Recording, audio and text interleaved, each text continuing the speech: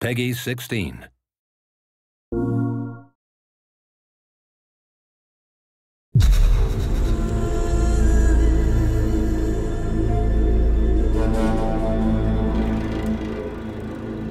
Hi, my name is Mark Norris, Senior Producer for Guerrilla Games on Horizon Zero Dawn.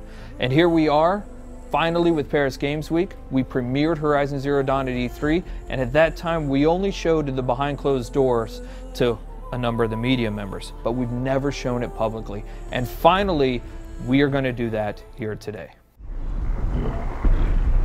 One thing that you should know almost immediately is, yes, you can explore everything that you can see here, but we're on a quest. Now, we've hidden that quest UI and that quest interface, but one of those two tribes that you saw previously in the trailer, one of them has given you a quest, and it's a quest of critical importance.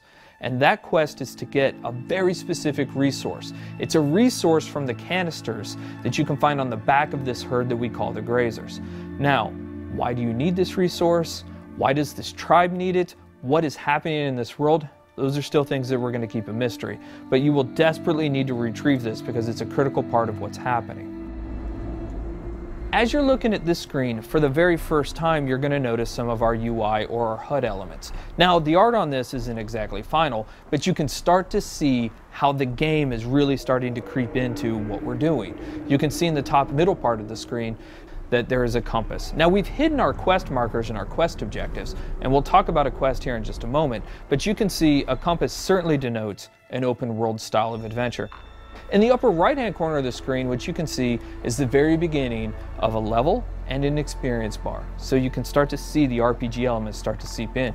In the lower left hand corner of the screen, you can actually see our health bar. It's unusual, it's painted like an arrow. Some of the tribal influences are certainly coming into the UI and HUD, and even though the art's not final, you can expect that those tribal influences will stay. You've seen a number of locales inside of the trailer for Horizon Zero Dawn. You've seen some desert, you've seen some snow, and of course you see here the forest. And currently Aloy is crouched in what we call some stealth grass or some tall grass. Stealth plays an incredibly important part of Horizon Zero Dawn. In fact, you can see the UI element for this. Right underneath the compass is a little circle. That is in fact a stealth indicator. And so Aloy will need to wait for the right moment in order to introduce that stealth attack. Sorry, little one. So we mentioned that there are a couple of RPG elements, right? One of those things that you just saw, especially if you've got the keen eyes or if we zoom in on it, is the number 825 that just popped up. So that number 825 is incredibly important. Why? Because it denotes that there are, in fact, RPG elements hiding behind the hood. That is a damage value. We call that floating combat text, and you can see that number pop up. But now we've actually also gotten into the loot menu. Now, we've described previously how important the machine parts are to the world of Horizon Zero Dawn, but here we're showing you some of those parts. In fact, that flame coil that you can see on screen is one of the elements that's required to build explosive arrows. Now, machine parts are incredibly important. The economy, the entirety of the world of Horizon Zero Dawn is built around these machine parts. So here you can see Aloy picking up what is essentially a couple of health plants. Now, those will fill up your health if you get low, but the important thing here is actually what they represent. You will want to explore every nook and cranny of this open world. The ancient city, the tops of mountains, rivers and valleys, all kinds of settlements, because you never know what you'll find. Guerrilla's DNA is strong in Horizon Zero Dawn. We've talked about this game being an action RPG, but Guerrilla Games is really known for its action. What Aloy is going to do here, she's going to use what we call the explosive tripwire.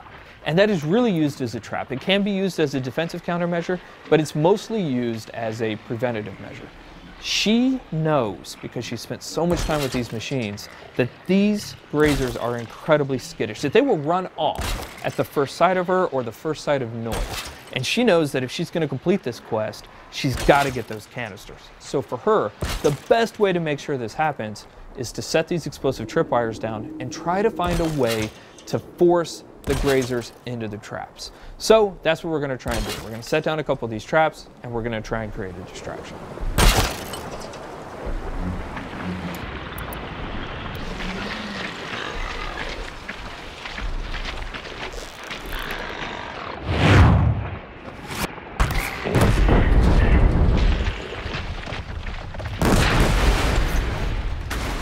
The machines in Horizon Zero Dawn do have herd-like activities.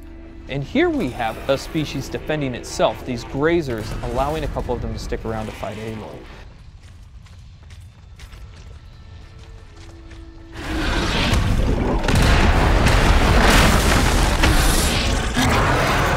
This is the mighty Thunderjaw. One thing that you will immediately notice is the size differential between Aloy and the Thunderjaw. The Thunderjaw is 24 meters long and it's 10 meters wide. It has 93 destructible armor plates, each with its own health value, and it has 271 animations and 67 VFX. It has 12 attacks, it's 550,000 polygons. And so what we're taking a look at here is actually some of the strategic and tactical elements of a fight that Aloy will want to think about when she gets engaged with the Thunderjaw. So we're going to take a look right here at the fact that there is actually some weak points on the Thunderjaw. As you're taking a look at the leg here, that orange muscle that you can kind of see underneath there, that is also a weak point. If you're able to hit that, you're able to do 4 times the amount of damage that you would ordinarily do. Now the question is, how would you actually take off that armor plate? Now we give you a couple of options there, but the best option is to use the machine itself. So we're taking a look at the disc launcher right now, and you saw earlier in the E3 trailer that you can shoot off the machine. You can shoot off the disc launcher, but you didn't know why we did it. The reason why we did it is because it takes a lot of arrows to knock off a Thunderjaw's armor plate. But if you can knock off its disc launcher, you can pick the disc launcher up and use its own weapons against it, and that's one of the best ways to take down the Thunderjaw.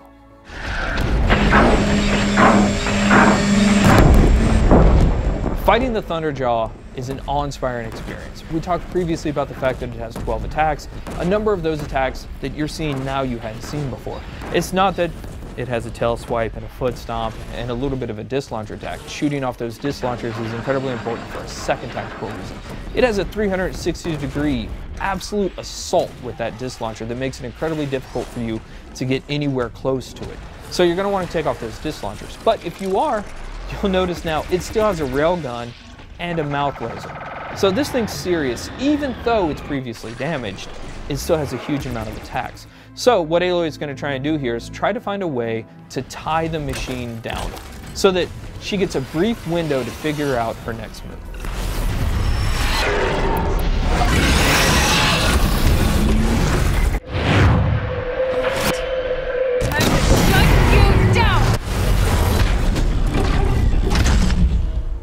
So that was the playthrough of the behind closed doors session of Horizon Zero Dawn. We cannot wait to show you more. We're going to show you something brand new and something huge next year. Thank you.